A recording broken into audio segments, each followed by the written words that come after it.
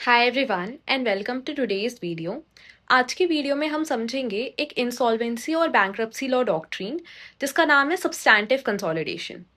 तो इस डॉक्ट्रिन को समझने के लिए पहले एक सिचुएशन इमेजिन करते हैं। सपोज मिस्टर एक्स ने एक कंपनी इनकॉर्पोरेट करी है अल्फा प्राइवेट लिमिटेड। थोड़े टाइम बाद उन्होंने एक दूसरी कंपनी इनकॉर्पोरेट करी बीटा प्राइवेट लिमिटेड। अब मिस्टर एक्स ने अल्फा प्राइवेट लिमिटेड के लिए क्रेडिटर से 100 करोड़ का लोन लिया।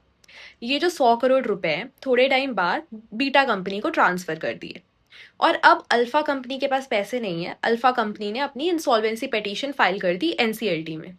तो ये सिचुएशन जब क्रेडिटर्स को पता चलेगी वो पूछेंगे कि हमने जो जेन्युइनली लोन आपको ग्रांट करा है वो उसका रीपेमेंट कहाँ पे है, वेयर इज आर मनी। और जब कोर्ट को ये सिचुएशन समझ आएगी तब कोर्ट कुछ फैक्टर्स देखेगी। क्या अल्फा और बीटा कंपनी सेम प्रीमाइसेस पे है, क्या उनके डायरेक्टर्स और मैनेजमेंट सेम है, क्या उनके बैंक अकाउंट्स सेम है। और अगर उन कोर्ट को लगेगा कि भले ही in law they are separate legal entities लेकिन रियलिटी में उनके ऑपरेशंस इतने इंटरमिंगल्ड हैं कि they are a single entity, तब कोर्ट ऑर्डर करेगी कंसोलिडेशन ताकि जेन्युइन क्रेडिटर्स को फेयर रिकवरी मिले और डायरेक्टर्स का फ्रॉड छुप ना पाए। So let us understand this in detail. अब लेट अस अंडरस्टैंड कि कोर्ट्स ये डॉक्ट्रिन कब अप्लाई करती है। पहला है एंटैंगलमेंट ऑफ एसेट्स। अगर एक कंपनी का पैसा दूसरे कंपनी के अकाउंट में आता जाता था और रिकॉर्ड्स इतने मिक्स्ड हैं कि उन्हें सेपरेट करना प्रैक्टिकली इम्पॉसिबल है तो कंसोलिडेशन होगा। सेकेंड है ऑल्टर ईगो थ्योरी।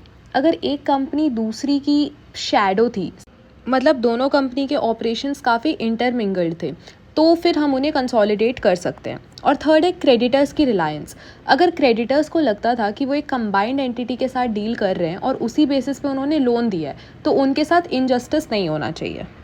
अब इसी बेसिस पे हमारे लिए कंसोलिडेशन के दो टेस्ट हैं, entanglement test and reliance test. ये केस अमेरिकन बैंक्रप्सी लॉ से आया है बट इंडिया में भी सब्सटैंटिव कंसोलिडेशन अब डिस्कस हो रहा है।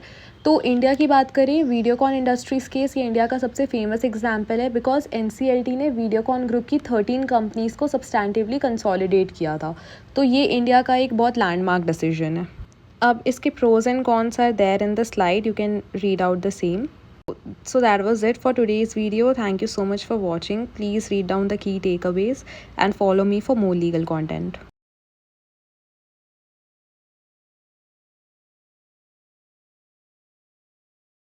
So that was it for today's video. Thank you so much for watching. Please read down the key takeaways and follow me for more legal content.